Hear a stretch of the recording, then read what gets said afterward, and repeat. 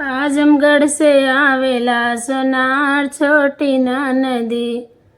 आजमगढ़ से आवेला सोनार छोटी ना नदी। सोनार छोटी ना नदी, सोनार छोटी ना नदी। आजमगढ़ से आवेला सोनार छोटी ना नदी। आजमगढ़ से आवेला सोनार छोटी ना नदी। और बेदिया बनावे रउआदार छोटी ना नदी। बेदिया बनावे रउआदार छोटी ना नदी। बेदिया भैले अपना, सोनरवा भैले सपना। सैया भैले गुलरी के फूल छोटी ना नदी। सैया भैले गुलरी के फूल छोटी ना नदी। आजमगढ़ से आवेला सोनार छोटी ना नदी। आजमगढ़ से आवेला सोनार छोटी ना नदी। सोनार छोटी ना नदी, सोनार छोटी ना नदी। आजमगढ़ से आवेला सोनार छोटी ना नदी।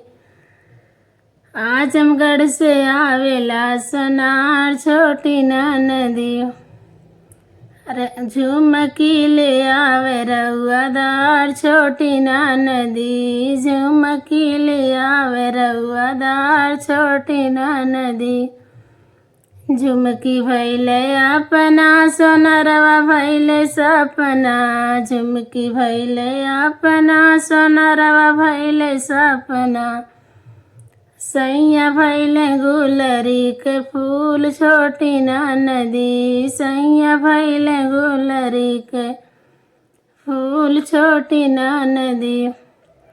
फूल छोटी ना नदी हो, फूल छोटी ना नदी। सैया भैले गुलरी के फूल छोटी ना नदी।